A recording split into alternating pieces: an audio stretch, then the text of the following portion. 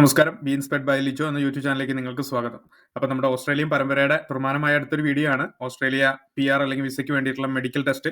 അത് ചെയ്യുമ്പോൾ ശ്രദ്ധിക്കേണ്ടതായ കാര്യങ്ങൾ എല്ലാം ഈ ഒറ്റൊരു വ്ളോഗിൽ ഉൾപ്പെടുത്തിയിരിക്കുന്നു. അപ്പം സ്കിപ്പ് ചെയ്യാതെ നിങ്ങൾക്ക് കാണാം. ഉപകാരപ്രദമായ മറ്റുള്ളവർക്ക് ഷെയർ ചെയ്യാൻ മറക്കരുത്. അപ്പം മെഡിക്കൽ എക്സാമിനേഷൻ എന്ന് പറയുമ്പോൾ ഓരോ PR-നനുസരിച്ച് അല്ലെങ്കിൽ ഓരോ വിസയ്ക്ക് അനുസരിച്ച് ഡിഫറെൻറ്റ് രീതിയിലാണ് ചെയ്യുന്നത്. ഓരോ രാജ്യങ്ങളിലും വ്യത്യസ്ത രീതികളിലാണ് അതിൻ്റെ റേറ്റ് വരുന്നത്. ടെസ്റ്റ് ചെയ്യുന്നതിന് മുമ്പും അതിനുശേഷവും എങ്ങനെയാണ് ആ മെഡിക്കൽ റിസൾട്ട് അപ്ലോഡ് ചെയ്യുന്നത്, അതെങ്ങനെ നമ്മളെ ദോഷകരമായി ബാധിക്കാം, എന്തൊക്കെയാണ് ആ റിസൾട്ടിൽ ഉൾപ്പെടുത്തിയിരിക്കുന്നത് ഇത്യാദി എല്ലാ കാര്യങ്ങളും ഈ ഒറ്റ വീഡിയോയിൽ ഉൾക്കൊള്ളിക്കാനായിട്ട് ശ്രദ്ധിച്ചിരിക്കുന്നു. ഇത് ഓസ്ട്രേലിയയുടെ ഒഫീഷ്യൽ വെബ്സൈറ്റിൽ നിന്ന് എടുത്തുള്ള ഇൻഫർമേഷൻസും എൻ്റെ അനുഭവത്തിൽ നിന്നുള്ളതുമാണ് ഈ ഒരു വീഡിയോ പ്രിപ്പയർ ചെയ്യുന്നത്. നിങ്ങൾ എപ്പോഴും ഇതിന്റെ കാലഘട്ടം എപ്പോഴും ചിന്തിക്കുക.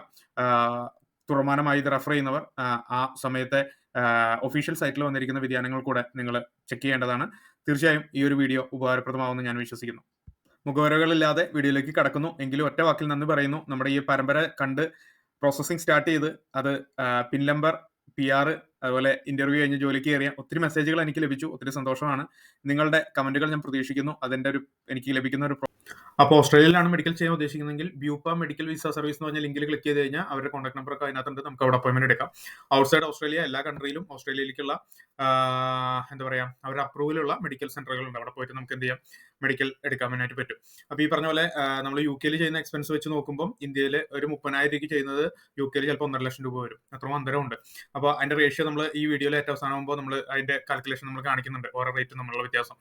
അപ്പോൾ നിങ്ങൾ മനസ്സിലാക്കേണ്ടത് ഓരോ രാജ്യങ്ങളിലും വ്യത്യസ്തമാണ്. പക്ഷേ അവർ ഓസ്ട്രേലിയക്കാരെ അംഗീകരിച്ചിട്ടുള്ള മെഡിക്കൽ സെന്റർ ആണെങ്കിൽ ധൈര്യമായിട്ട് നമുക്ക് അവിടെ ചെയ്യാം. ഈ മെഡിക്കൽ നമ്മൾ വൺസ് വിസ അപ്ലോഡ് ചെയ്ത് കഴിയുമ്പോൾ അല്ലെങ്കിൽ നമ്മൾ സബ്മിറ്റ് ചെയ്ത് കഴിയുമ്പോൾ വിസയുടെ ഫീ അടച്ചു കഴിയുമ്പോൾ നമുക്ക് HAP നമ്പർ കിട്ടും, ID. അത് വെച്ചിട്ടാണ് നമ്മൾ ഈ മെഡിക്കൽ ചെയ്യുന്നത്. ഇപ്പോൾ ഡയറക്റ്റ് ആ നമ്പറിലേക്ക് അവർ അറ്റാച്ച് ചെയ്യുകയാണ് ചെയ്യുന്നത് മെഡിക്കൽ. വൺസ് ഈ പറഞ്ഞ പോലെ അറ്റാച്ച് ചെയ്യുമ്പോൾ HAP ID തരുമ്പോൾ തന്നെ ഈ മെഡിക്കലിന്റെ ഒരു റെഫറൽ ഫോം നമുക്ക് പ്രിന്റ് ഔട്ട് ചെയ്യാം. അപ്പോൾ അതിനകത്ത് നമ്മുടെ എന്തൊക്കെ ടെസ്റ്റ് ആണോ ചെയ്യേണ്ടത് അതിനകത്ത് അവർ എഴുതിയിട്ടുണ്ടായിരിക്കും. ആ ടെസ്റ്റുകളാണ് നമ്മൾ ചെയ്യേണ്ടത്. പിന്നെ അതിന്റെ കൂടെ ഒരു പക്ഷേ കൂടുതലായിട്ട് മെഡിക്കൽ സെന്ററുകാർ നമ്മളോട് ആവശ്യപ്പെടാം, അതും കൂടെ നമ്മൾ ചെയ്യേണ്ടി വരും. എക്സാമ്പിൾ, നമ്മളിപ്പോൾ നഴ്സാകുമ്പോൾ കൂടുതൽ ബ്ലഡ് ടെസ്റ്റ് നമ്മൾ ചെയ്യേണ്ടതായിട്ട് വരും. അല്ല, നമ്മൾ പെർമനന്റ് റെസിഡന്റ് 6 മാസത്തേക്കാൾ കൂടുതൽ ഓസ്ട്രേലിയ സ്റ്റേ ചെയ്യാനുള്ള പദ്ധതി ഉള്ള ഒരു വിസ ആപ്ലിക്കേഷൻ നമ്പർ ആണെങ്കിൽ തീർച്ചയായും നമ്മൾ മെഡിക്കൽ അതിനനുസരിച്ച് ചെയ്യേണ്ടതായിട്ട് വരും. അപ്പോൾ ഒരു പക്ഷേ ആ റെഫറൽ ലെറ്ററിനെ വിട്ട് കൂടുതലായിട്ട് നമ്മൾ ചെയ്യേണ്ടതായിട്ട് വരാം. അപ്പോൾ പൈസ എക്സ്ട്രാ വരാനും സാധ്യതയുണ്ട് എന്നുള്ളത് ഞാൻ മുൻകൂട്ടി പറഞ്ഞെന്നുള്ളൂ. ഡീറ്റെയിൽ ആയിട്ട് മെഡിക്കലിനെ പറ്റി നമുക്ക് നോക്കാം. എന്തൊക്കെ കാര്യങ്ങൾ ശ്രദ്ധിക്കണം, എങ്ങനെയാണ് അവർ അപ്ലോഡ് ചെയ്യുന്നത്, ഇതിൽ വരുന്ന റിസൾട്ടിലെ വേരിയേഷൻസ് എങ്ങനെയാണ്, അതിൽ ഏതെല്ലാം രീതിയിൽ ബാധിക്കും, എങ്ങനെ നമുക്ക് അതിനെ കറക്റ്റ് ചെയ്യാൻ പറ്റും, എല്ലാം വീഡിയോയിൽ ഉൾപ്പെടുത്തിയിരിക്കുന്നു. തീർച്ചയായും നിങ്ങൾക്ക് ഉപകാരപ്രദമായ ഷെയർ ചെയ്യണം, സബ്സ്ക്രൈബ് ചെയ്യണം, നിങ്ങൾ കമന്റ് ചെയ്യണം, ഞാൻ പ്രതീക്ഷിക്കുന്നു. അപ്പോൾ വീഡിയോയിലേക്ക് കിടക്കാം. ഏതൊരു രാജ്യത്തേക്ക് നമ്മൾ കുടിയേറണമെങ്കിൽ അവിടത്തേതായ മെഡിക്കൽ എക്സാമിനേഷൻ ഉണ്ടെന്ന് നിങ്ങൾക്ക് അറിയാം അല്ലേ? അപ്പോൾ ആവശ്യമായ മെഡിക്കൽ ചെക്കപ്പുകൾ നമ്മൾ ചെയ്യേണ്ടതായിട്ടുണ്ട്. എനിക്ക് തോന്നുന്നു മറ്റു രാജ്യങ്ങളൊക്കെ വെച്ച് ഓസ്ട്രേലിയക്കാർക്ക് ഇത്തിരി കൂടുതലാണ് എന്ന് എനിക്ക് തോന്നുന്നു. ഓക്കെ, അപ്പം നമ്മൾ 2 തരത്തിലെ വിസ അപ്ലൈ ചെയ്യുന്നത്. ഒന്നല്ലെങ്കിൽ ടെമ്പററി വിസ ആയിരിക്കാം, അല്ലെങ്കിൽ പെർമനന്റ് വിസ ആയിരിക്കാം, ഒന്നല്ലെങ്കിൽ PR-ന് വേണ്ടിയിട്ട്. അപ്പോൾ രണ്ടിനും 2 രീതിയിലുള്ള മെഡിക്കൽ എക്സാമിനേഷൻ ആണ് നമുക്ക് ചെയ്ത് കൊടുക്കേണ്ടതായിട്ടുള്ളത്. അപ്പോൾ PR-കാർക്ക് ആ പ്രൈമറി അപ്ലിക്കന്റ് അതുപോലെ തന്നെയുള്ള ഫാമിലി മെമ്പേഴ്സ് എല്ലാവർക്കും മെഡിക്കൽ എക്സാമിനേഷൻ ചെയ്യേണ്ടതായിട്ടുണ്ട്. അതൊരു പ്രത്യേക പാക്കേജ് ആണ്. അതുപോലെ തന്നെ ഈ പറഞ്ഞ പോലെ ചിലപ്പോൾ പക്ഷേ നമ്മുടെ ഫാമിലി മെമ്പർ നമ്മുടെ കൂടെ ഇപ്പോൾ വരുന്നുണ്ടാവില്ല, പക്ഷേ ആപ്ലിക്കേഷൻ ഉണ്ടെങ്കിൽ അവരുടെയും കൂടെ മെഡിക്കൽ എക്സാമിനേഷൻ നമ്മൾ PR-ന് വേണ്ടിയിട്ട് നമ്മൾ ചെയ്യേണ്ടതായിട്ടുണ്ട്. ടെമ്പററി വിസ ആകുമ്പോൾ കുറച്ച് കാര്യങ്ങൾ ആശ്രിതമാക്കിയിട്ടാണ് ഈ മെഡിക്കൽ എക്സാമിനേഷൻ എണ്ണം വരുന്നത്. നമ്മുടെ വിസ ഏത് ടൈപ്പാണ്, എത്ര നാൾ നമ്മൾ ഓസ്ട്രേലിയയിൽ താമസിക്കാൻ ആഗ്രഹിക്കുന്നു, അതുപോലെ തന്നെ അവിടെ എന്താണ് നമ്മൾ പോയിട്ട് ചെയ്യാനായിട്ട് ഉദ്ദേശിക്കുന്നത്, ഏത് രാജ്യത്തു നിന്നാണ് നമ്മൾ വരുന്നത്, അതുപോലെ തന്നെ എന്തെങ്കിലും മെഡിക്കൽ പ്രോബ്ലംസ് നമുക്കുണ്ടോ, മെഡിക്കൽ കണ്ടീഷൻസ് ഉണ്ടോ, എന്തെങ്കിലും സർക്കംസ്റ്റൻസ് നമ്മൾ ഈ അപ്ലൈ ചെയ്യുമ്പോൾ എന്തെങ്കിലും കാര്യങ്ങൾ നമ്മൾ നേരിട്ടുണ്ടോ, ഇതിനൊക്കെ ആശ്രയിച്ചിട്ടാണ് മെഡിക്കൽ എക്സാമിനേഷന്റെ എണ്ണം ഏതെല്ലാം ടൈപ്പ് നമ്മൾ ചെയ്യണം എന്നുള്ളത് ടെമ്പററി വിസയ്ക്കകത്ത് പറയുന്നത്. അപ്പോൾ വൺസ് നമ്മൾ നമ്മുടെ അക്കൗണ്ടിലാണ് നമ്മൾ എന്ത് ചെയ്യുന്നത്, നമ്മൾ ലോഗിൻ ചെയ്യുന്നത്, വിസ ക്രിയേറ്റ് ചെയ്യുന്നത്. അപ്പോൾ അതിനകത്ത് നമ്മൾ ലോഗിൻ ചെയ്ത് കഴിയുമ്പോൾ നമ്മുടെ അപ്ലിക്കേഷനിലേക്ക് നമ്മൾ പോവാം. അവിടെ നമുക്ക് കാണാം വ്യൂ ഹെൽത്ത് അസസ്മെന്റ് എന്ന് പറഞ്ഞാൽ അത് നമ്മൾ ക്ലിക്ക് ചെയ്യുക. ആ ലിങ്കിൽ നമ്മുടെ അപ്ലിക്കേഷൻ സ്റ്റാറ്റസ് നമുക്ക് കാണാനായിട്ട് കഴിയും. അത് സെലക്ട് ചെയ്യാം. അതിനകത്ത് ഇങ്ങനെ കാണാം നമുക്ക് if you need any health examination, നമ്മൾ എന്തെങ്കിലും ചെയ്യേണ്ടതായിട്ടുണ്ടെങ്കിൽ അതിനകത്ത് അവർ കാണിക്കും, ഒരു ലിങ്ക് കാണിക്കും. അവിടെ ഓർഗനൈസ് ഹെൽത്ത് എക്സാമിനേഷൻ എന്ന് പറഞ്ഞ് കൊടുത്തിട്ടുണ്ടായിരിക്കും. ഈവൻ ആ ഒരു ലിങ്ക് അവിടെ കാണുന്നില്ലെങ്കിൽ അതിന്റെ അർത്ഥം നമുക്ക് ആ പറയുന്ന പർട്ടിക്കുലർ വിസയ്ക്ക് നമുക്ക് വേറെ മെഡിക്കൽ എക്സാമിനേഷൻ ഒന്നും നമ്മൾ ചെയ്യേണ്ടതില്ല എന്നുള്ളതാണ്. ഇത് പ്രിപ്പയർ ചെയ്യുന്ന തന്നെ ഒരു ക്വസ്റ്റനെയർ ആണ്. നമ്മൾ ഫില്ല് ചെയ്ത് കഴിയുമ്പോഴാണ് അവർ ഇത് ഓട്ടോമാറ്റിക്കലി ജനറേറ്റ് ചെയ്യുന്നത്. അപ്പോൾ അവിടെ നമ്മൾ ക്ലിക്ക് ചെയ്യാം. അത് കഴിഞ്ഞിട്ട് ആ മെഡിക്കൽ ഹിസ്റ്ററി നമ്മൾ കംപ്ലീറ്റ് ചെയ്യാം. അതായത് നമുക്ക് വേറെ എന്തെങ്കിലും അസുഖങ്ങളുണ്ടോ, എന്തെങ്കിലും ഓപ്പറേഷൻ ഉണ്ടോ, എന്തെങ്കിലും കാര്യങ്ങളുണ്ടോ, സ്ഥിരം മരുന്നുകൾ കഴിക്കുന്നുണ്ടോ, ആദ്യം ഒരു ലിസ്റ്റ് ഓഫ് ക്വസ്റ്റ്യൻസ് ആണ്. അപ്പോൾ അത് കംപ്ലീറ്റ് ചെയ്യുമ്പോൾ തന്നെ അവർ ഓട്ടോമാറ്റിക്കലി നമുക്ക് ഒരു റെഫറൽ ക്രിയേറ്റ് ചെയ്യും. ഇപ്പോൾ ഓസ്ട്രേലിയൻ വിസകളെല്ലാം ഒരുവിധം ഈ മെഡിക്കൽ റിക്വസ്റ്റ് ആണ് വരുന്നത്. മറ്റ് പേപ്പർ ആയിരുന്നു, നമുക്ക് ഒരു ആപ്ലിക്കേഷൻ അവർ ഇങ്ങോട്ട് ഫോർവേഡ് ചെയ്യായിരുന്നു, കേസ് മാനേജർ ചെയ്തായിരുന്നു. പക്ഷേ ഇപ്പോൾ നമ്മൾ ആപ്ലിക്കേഷൻ ലോഞ്ച് ചെയ്യുമ്പോൾ തന്നെ ഈ പറഞ്ഞ പോലെ നമ്മുടെ ഓർഗനൈസ് ഹെൽത്ത് എക്സാമിനേഷൻ എന്ന് പറഞ്ഞ ലിങ്കിൽ ക്ലിക്ക് ചെയ്യുമ്പോൾ ആ ക്വസ്റ്റനെയർ ഫില്ല് ചെയ്ത് കഴിയുമ്പോൾ നമുക്ക് റെഫറൽ പ്രിന്റ് ചെയ്തെടുക്കാനായിട്ട് കഴിയും. അപ്പോൾ ഏത് രീതി ആയാലും, പേപ്പർ വിസ ആയാലും ഇല്ല ഈ മെഡിക്കൽ ആണെങ്കിലും അതിന്റെ അടിയിൽ നമുക്ക് HAP നമ്പർ എന്ന് പറഞ്ഞിട്ട് ഒരു ID നമ്പർ ഉണ്ട്. ആ നമ്പറുള്ളവർക്കാണ് നമുക്ക് മെഡിക്കൽ ചെയ്യാനായിട്ട് പറ്റുക. കാരണം അതാണ് നമ്മുടെ അപ്ലിക്കേഷൻ ID. അതിനകത്തേക്കാണ് ഈ മെഡിക്കൽ നേരിട്ട് മെഡിക്കൽ സെന്ററിൽ നിന്ന് നേരിട്ട് അയച്ചു കൊടുക്കുന്നത്. അതുകൊണ്ട് ആ ID ഇമ്പോർട്ടന്റ് ആണ്. അത് കിട്ടിയാലാണ് നമുക്ക് ഈ മെഡിക്കൽ എക്സാമിനേഷൻ ചെയ്യാനായിട്ട് നമുക്ക് കഴിയുന്നത്. ഇപ്പൊ ഈവൻ ഒരു വിസ റിജക്ഷൻ നിങ്ങൾ നേരിട്ട ആളാണ്, അപ്പോൾ 12 മാസത്തിനുള്ള ഒരു മെഡിക്കൽ നിങ്ങളുടെ കയ്യിൽ ഓൾറെഡി ഇരിക്കുന്നുണ്ട് എന്നുണ്ടെങ്കിൽ എല്ലാം നമ്മൾ ചെയ്യേണ്ടതായിട്ടില്ല. പക്ഷേ ചില റിക്വയർഡ് നമ്മൾ ഇപ്പോൾ ഡയബറ്റിക് ആണ്, അല്ലെങ്കിൽ വേറെ എന്തെങ്കിലും കിഡ്നി പ്രോബ്ലം ഉള്ളവരാണ്, അല്ല ഞാൻ എക്സാമ്പിൾ പറഞ്ഞ അതുപോലെ എന്തെങ്കിലും പ്രയാസമാണെങ്കിൽ ഒരുപക്ഷെ നമ്മൾ റിപ്പീറ്റ് ചെയ്യേണ്ടി വരും, അല്ലെങ്കിൽ അത് 12 മാസത്തിനുള്ളത് വാലിഡ് ആണ്. അപ്പോൾ ഒരു പെർമനന്റ് വിസയ്ക്ക് നമുക്ക് എന്തൊക്കെ മെഡിക്കലാണ് ചെയ്യേണ്ടതെന്ന് നോക്കാം. അപ്പോൾ ഏജ് വൈസ് ആണ് ഇവർ അത് റിക്വസ്റ്റ് ചെയ്തിരിക്കുന്നത്. അണ്ടർ 2 ഇയർ 2 വയസ്സിന് താഴെയാണെങ്കിൽ മെഡിക്കൽ എക്സാമിനേഷൻ മാത്രമേ ഉള്ളൂ. അതിൽ അവർ ഇയർ ഡ്രം നോക്കും, ചെവിയിലടിച്ച് നോക്കും, കണ്ണ് നോക്കും, അതുപോലെ തന്നെ ആക്ടിവിറ്റീസ് നോക്കും, അവർ സംസാരിച്ച് നോക്കും, കൊച്ചു എത്രത്തോളം ആക്റ്റീവ് ആണ്, അലർട്ട് ആണ് എന്നുള്ള കാര്യങ്ങളെല്ലാം. പിന്നെ ജസ്റ്റ് ഒരു ബോഡി എക്സാമിനേഷൻ അവർ ചെയ്യും, ഫുള്ള് ഡ്രസ്സൊക്കെ ഊരി ഒന്ന് നോക്കും, എന്തെങ്കിലും സർജറിയോ എന്തെങ്കിലും പ്രയാസങ്ങൾ സ്കാറോ എന്തെങ്കിലുമൊക്കെ ഉണ്ടോ എന്നുള്ള കാര്യങ്ങൾ അവർ വേഗത്തിൽ നോക്കും. പിന്നെ 2 വയസ്സ് തൊട്ട് 11 വയസ്സിന്റെ ഇടയിൽ ആണെങ്കിൽ 2 to 11 ഇയേഴ്സിന്റെ ഉള്ളിലാണെങ്കിൽ മെഡിക്കൽ എക്സാമിനേഷൻ ഉണ്ട്. ഈ പറഞ്ഞ പോലെ എല്ലാം അതോടുകൂടെ TB സ്ക്രീനിങ് ടെസ്റ്റും കൂടി ഉണ്ട്. അത് ബ്ലഡ് ടെസ്റ്റ് ആണ് അവരെടുക്കുക. ആ ബ്ലഡിൽ IGR എന്ന് പറയും, അതായത് ഇന്റർഫെറോൺ ഗാമ റിലീസ് അസേ എന്ന് പറയുന്ന ബ്ലഡ് ടെസ്റ്റ് അവർ ചെയ്യും. അതായത് എന്തെങ്കിലും TBയുടെ പ്രസൻസ് ഉണ്ടോ, ആക്റ്റീവ് ആയിട്ടോ അല്ലെങ്കിൽ ലാറ്റന്റ് ആയിട്ടോ എന്തെങ്കിലും ഉണ്ടോ എന്നറിയാനാണ് ആ ബ്ലഡ് ടെസ്റ്റ് എടുക്കുന്നത്. ചെറിയ കുട്ടികൾക്ക് എക്സ്റേ എടുക്കാൻ പറ്റാത്തതുകൊണ്ടാണ്. 11 ഇയേഴ്സ് തൊട്ട് 15 ഇയേഴ്സിന്റെ അണ്ടറിലാണെങ്കിൽ അവർക്ക് എക്സ്റേ എടുക്കാൻ വിരോധമില്ല. അപ്പോൾ ചെസ്റ്റ് എക്സ്റേ എടുക്കും. അപ്പോൾ അവർക്ക് ആ TB ടെസ്റ്റ് വേണ്ട. പക്ഷേ മെഡിക്കൽ എക്സാമും ചെസ്റ്റ് എക്സ്റേ ആണ് അവർക്ക് ഉണ്ടാവുക.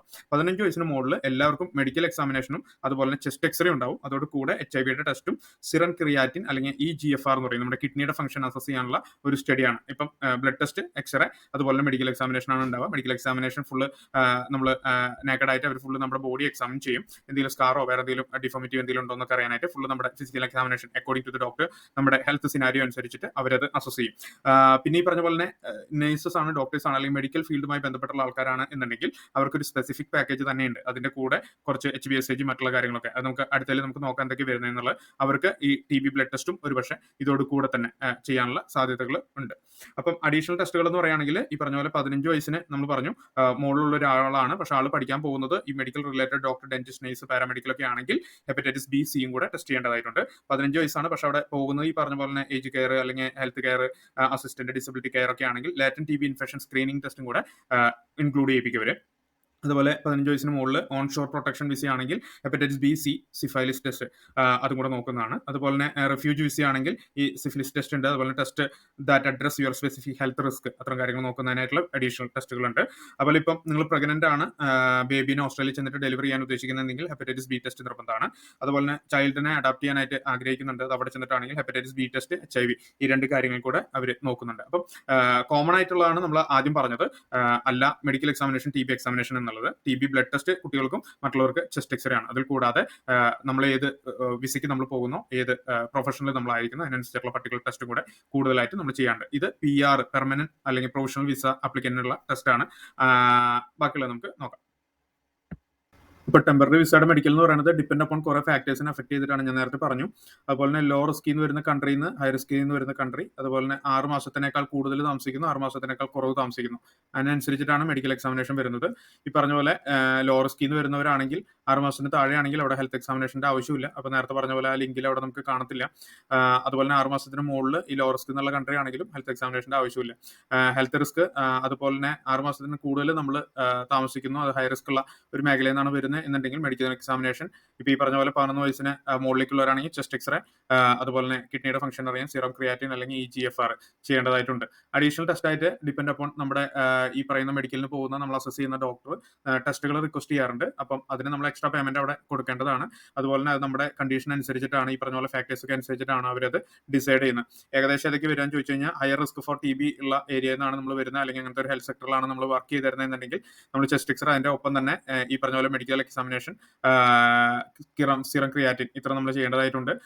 പ്രഗ്നന്റ് ആണെങ്കിൽ നേരത്തെ നമ്മൾ പെർമനന്റ് പറഞ്ഞ പോലെ തന്നെ ഓസ്ട്രേലിയ പോയി ഡെലിവറി ചെയ്യുന്നുണ്ടെങ്കിൽ ഹെപ്പറ്റൈറ്റിസ് B നിർബന്ധമായും ചെയ്യേണ്ടതായിട്ടുണ്ട്. 15 വയസ്സിന് മുകളിലാണ് നമ്മൾ പോകുന്നത് നൈസായിട്ട് ഡോക്ടറായിട്ട്, ഡെന്റിസ്റ്റായിട്ട്, പാരാമെഡിക്കലോ വർക്ക് ചെയ്യാനാണെങ്കിൽ ഈ പറഞ്ഞ പോലെ HIV, ഹെപ്പറ്റൈറ്റിസ് B, C കൂടെ അതിന്റെ കൂടെ കൂടുതലായിട്ട് ചെയ്യാനായിട്ടുണ്ട്. അപ്പോൾ ഡിപ്പെൻഡ് അപ്പോൾ ഓരോ കേസുകളുടെ അനുസരിച്ച് നമ്മൾ കൂടുതൽ ബ്ലഡ് ടെസ്റ്റുകളും മെഡിക്കൽ എക്സാമിനേഷൻ ചെയ്യേണ്ടതായിട്ടുണ്ട്. അപ്പോൾ പേയ്മെന്റ് അതിനനുസരിച്ച് നമ്മൾ അവിടെ സറണ്ടർ ചെയ്യേണ്ടതായിട്ടുണ്ട്. അപ്പോൾ നമ്മുടെ പേരൻസ് ഒക്കെ വരും വിസിറ്റിംഗ് വിസയിൽ. അങ്ങനെയാണെങ്കിൽ ആ വിസിറ്റേഴ്സ് 75 വയസ്സിനേക്കാൾ കൂടുതലാണെങ്കിൽ അവർ മെഡിക്കൽ എക്സാമിനേഷനും ക്രിയാറ്റിന്റെ ടെസ്റ്റുമാണ് അവർ ചെയ്യേണ്ടതായിട്ടുള്ളത്. അപ്പം ഇതൊക്കെയാണ് അതുമായി ബന്ധപ്പെട്ടുള്ള കാര്യങ്ങൾ. ഇത് നമ്മുടെ പാനൽ ക്ലിനിക്കിലെ ഡോക്ടർക്കാണ് അതോറിറ്റി. അവർ ഇപ്പം നമ്മൾ 6 മാസത്തിനേക്കാൾ കൂടുതൽ നമ്മൾ ഓസ്ട്രേലിയ സ്റ്റേ ചെയ്യാനായിട്ട് ഉദ്ദേശിക്കുന്നുണ്ടെങ്കിൽ നമ്മുടെ ടെമ്പററി വിസ ആണെങ്കിൽ കൂടെ അവർ പെർമനന്റ് ഉള്ള മെഡിക്കൽ എക്സാമിനേഷൻ ആണ് ചെയ്യുക. പ്രത്യേകം ശ്രദ്ധിക്കുക. അതുപോലെ തന്നെ ഇതിന്റെ പേയ്മെന്റ് ഡിപ്പെൻഡ് അപ്പോൺ ഗ്രൂപ്പ് ആയിട്ടാണ് അവർ ചെയ്തിട്ടുണ്ടായിരിക്കുക. നമ്മൾ അപ്ലിക്കേഷൻ അപ്പോയിന്റ്മെന്റ് എടുക്കുമ്പോൾ ഒരു പക്ഷേ നമ്മൾ പേയ്മെന്റ് അടച്ചിട്ടാണ് അപ്പോയിന്റ്മെന്റ് എടുക്കുന്നത്. പക്ഷെ അവിടെ ചെന്ന് കഴിഞ്ഞിട്ട് അവർ കൂടുതൽ അസസ് ചെയ്തിട്ട് നമുക്ക് ഇത്രയും കൂടെ പേയ്മെന്റ് ഉണ്ട് എന്ന് പറഞ്ഞിട്ട് പലപ്പോഴും മെഡിക്കൽ കഴിയുമ്പോൾ പറയാറുണ്ട്. ഇത് ലോ റിസ്ക് ഓഫ് ട്യൂബർകുലോസിസ് ഉള്ള കൺട്രീസ് ആണ്. ഇന്ത്യയുടെ പേര് ഇതിനകത്ത് കാണാനില്ല. നമ്മൾ ഹൈ റിസ്കിലാണ്. അപ്പം ഈ പറഞ്ഞ പോലെ ഇതിലുള്ളവരാണെങ്കിൽ ലോ റിസ്ക് ആണ്. അപ്പം ടെസ്റ്റുകളുടെ എണ്ണം കുറയും. അല്ല ഹൈ റിസ്ക് ആണെങ്കിൽ ടിബിയുടെ ബ്ലഡ് ടെസ്റ്റ് നമ്മൾ ചെയ്യേണ്ടതായിട്ട് വരും.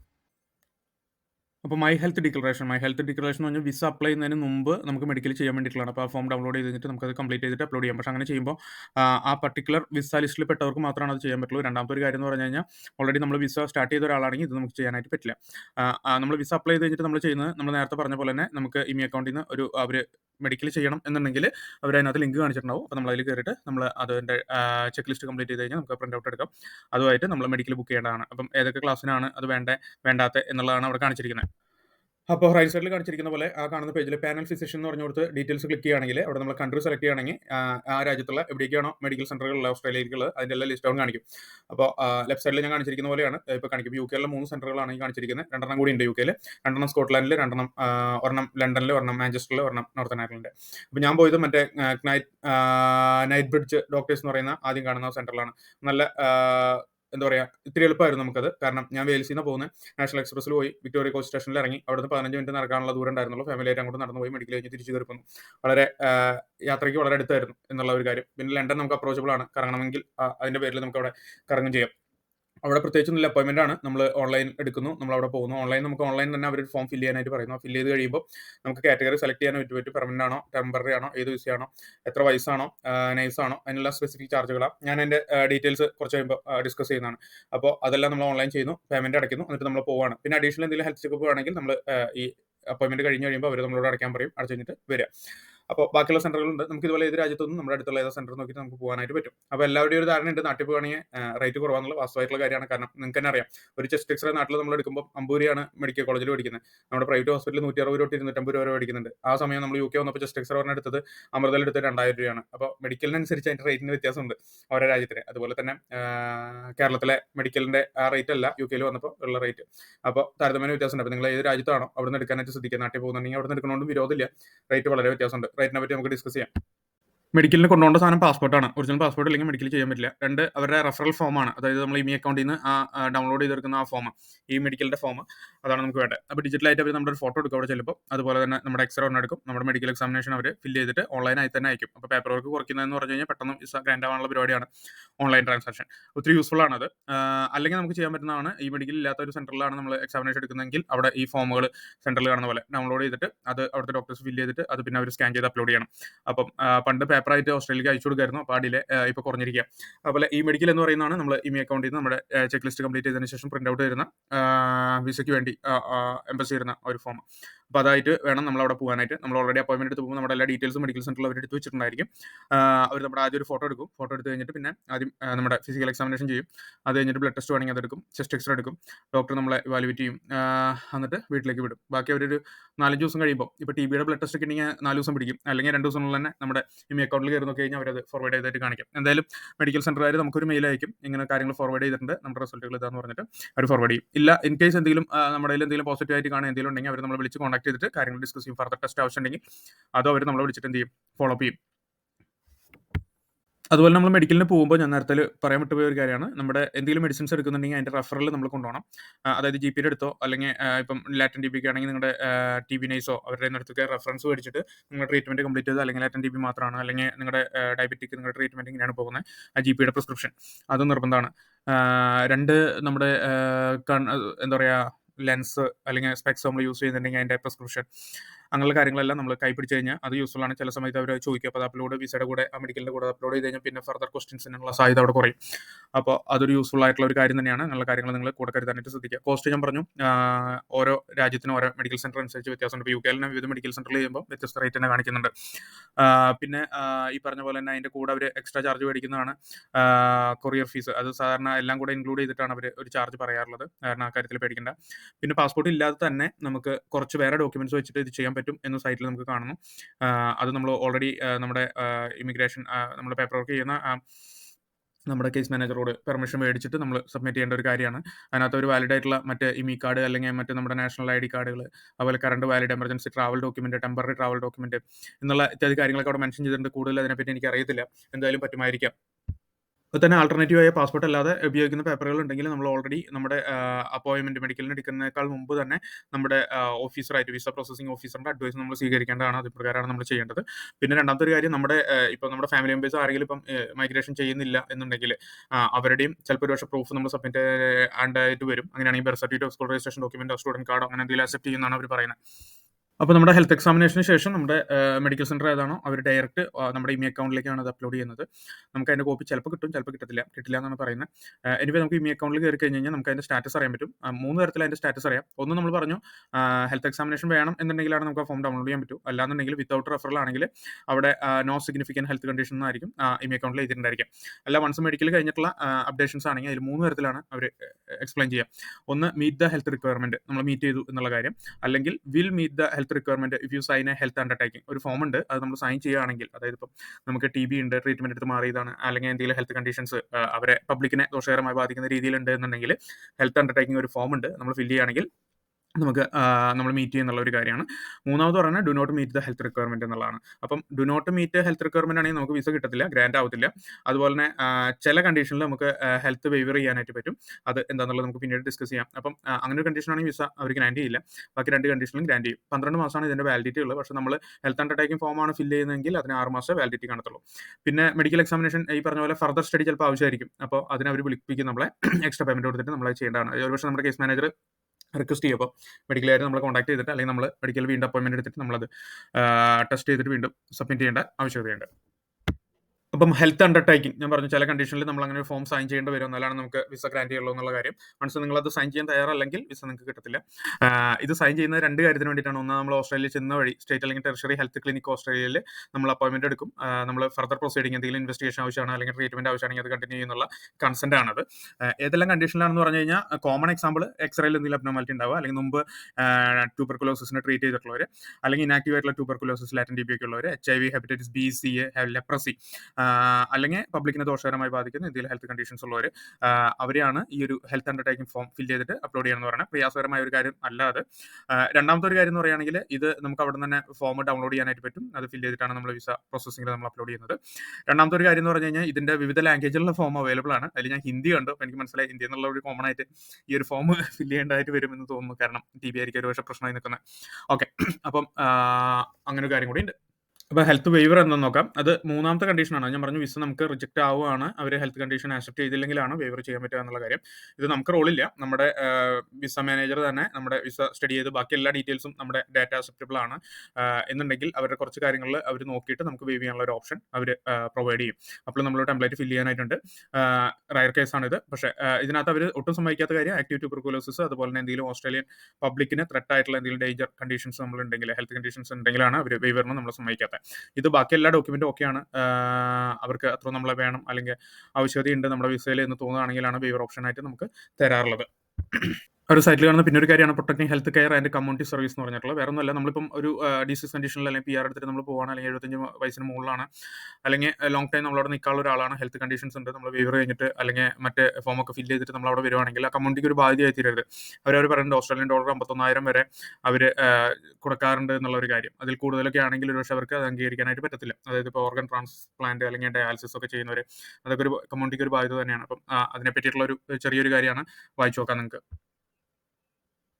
പബ്ലിക്കിന് ത്രെറ്റ് ആയിട്ടുള്ള കുറച്ച് കണ്ടീഷൻസ് അവർ കാണിച്ചിരിക്കുകയാണ്. ഇതിൽ ഏതെങ്കിലുമൊക്കെ ഉണ്ടെങ്കിൽ അതിൻ്റെ കുറച്ച് കണ്ടീഷൻസ് അവർ വെച്ചിട്ടുണ്ട്. ഇതൊക്കെ നമ്മൾ ഓരോ സ്ലൈഡിൽ എക്സ്പ്ലെയിൻ ചെയ്താണ്, അതുകൊണ്ട് ഇത് ഞാൻ സ്കിപ്പ് ചെയ്യാണ്. മീസിൽസ്, ട്യൂബർകുലോസിസ്, HIV, ഹെപ്പറ്റൈറ്റിസ് എന്നുള്ളതാണ്.